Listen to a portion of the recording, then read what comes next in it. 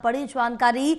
महाकुंभ में अखाड़ों का अमृत स्नान जारी है। अटल अखाड़े के संतों ने पहला अमृत स्नान किया है। घाट पर आने जाने की टाइमिंग भी फिक्स कर दी गई है। 2 हिस्सों में संगम घाट को बांटा गया है। संगम में आस्था की डुबकी लगाई है और आस्था की डुबकी लगना अब शुरू हो चुका है। और इसके साथ ही बताते चले कि अटल अखाड़े के संतों ने पहली डुबकी लगाई है, अमृत स्नान किया है, पहला अमृत स्नान किया है। घाट पर आने जाने की टाइमिंग भी फिक्स कर दी गई, यानी कि हर तरीके से पूरी तरह से सुरक्षित रखने की कोशिश, सुव्यवस्थित रखने की कोशिश महाकुंभ को की जा रही है। और एक आपको बताते चले कि 144 सालों के बाद ऐसा दिन आया है जब महाकुंभ का एक बार फिर से आयोजन किया गया है और उसमें करोड़ों भक्तों ने पहुंचे हैं और यहां पर आस्था की डुबकी लगा रहे हैं। और इस बीच जहां करोड़ों भक्तों की मौजूदगी है महाकुंभ में, वहीं व्यवस्थाएं भी सुव्यवस्थित रखी गई हैं ताकि किसी भी तरह की कोई अप्रिय घटना ना घटे। पुलिस फोर्सेस को तैनात किया गया है, पैरामिलिट्री फोर्सेस के जवानों को तैनात किया गया है। और आकाश से अगर लेकर नभ तक की बात करें, जल तक की बात करें, तो तमाम व्यवस्थाएं यहाँ पर रखी गई जिससे किसी भी प्रकार की अव्यवस्था ना फैले, आसानी से लोग स्नान कर सके, शाही स्नान कर सके। हमारे साथ हमारे सहयोगी आरिफ जुड़े हुए हैं और ज्यादा जानकारी लेंगे। आरिफ, महाकुंभ एक 144 साल बाद ये संयोग बना है और एक बार फिर से महाकुंभ लगाया गया है, जिसमें जो संत हैं पहुंचे हैं, 13 अखाड़े पहुंचे हैं, करोड़ों भक्त पहुंचे, एक बड़ा जन सैलाब पहुंचा है। जी देखिए, जिस तरीके से उत्तर प्रदेश की योगी सरकार ने महाकुंभ को पूरे अपने हाथ में ले रखा था, पूरी कमान मुख्यमंत्री योगी आदित्यनाथ के हाथ में थी। और आज जो शाही स्नान था, इसको जो अखाड़े के जो संत महात्मा थे, इन्होंने राज्य सरकार से ये मांग किया था कि जो शाही स्नान है इसका नाम बदला जाए।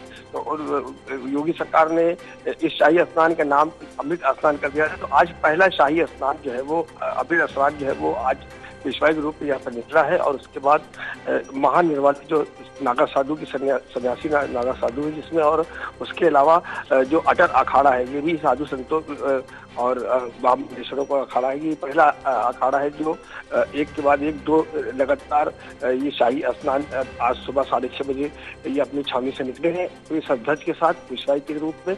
और ये सीधा संगम नोस पहुंचे, जहाँ पूर्व में जो है संगम में आस्था की डुबकी लगाई है। इसके अलावा अभी 13 अखाड़े हैं, 11 अखाड़े और बचे, कुल मिलाकर 13 अखाड़े हैं जो यहाँ पर संगम की रेत पर अलग अलग पंडाल बने हुए हैं, जिसमें से ये 2 स्नान के लिए निकल चुके हैं। और उसके अलावा जो 11 जो अखाड़े हैं वो अभी इसके बाद लगातार वो निकलते रहेगा। और ये सिलसिला शाम 5 बजे तक चलेगा। 5:20 तक ये पूरा जो अमृत स्नान का जो सिलसिला है अखाड़ों का, वो कंटिन्यू चलता रहेगा। तो कुल मिलाकर ये देखा जा रहा है कि जिस तरीके से आज महानिर्वाणी अखाड़ा और अटल अखाड़े की जो अमृत स्नान के लिए जो पेशवाई निकली थी, जो स्नान करने के लिए निकले थे, वहाँ पर लगातार पुलिस और रैपिड एक्शन फोर्स, तमाम जो व्यवस्थाएं थी वो वहाँ पर जिला मेला प्रशासन और जिला पुलिस प्रशासन, मेला पुलिस प्रशासन, तमाम जो सुरक्षा एजेंसियां हैं उनके जो जवान है वो यहाँ पर तैनात किए गए थे। और ये पूरी सद्धज के साथ ये अमृत स्नान के लिए संगम में पहुंचे हैं और वहाँ पर उन्होंने संगम स्नान कर रहे हैं। इसके बाद लगातार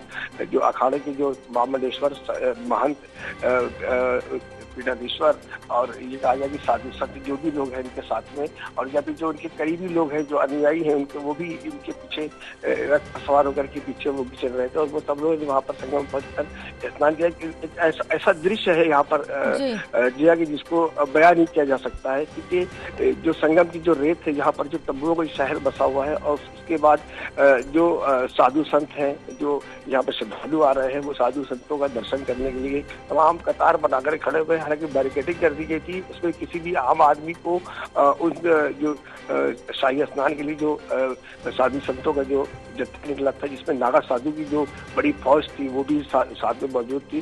तो जो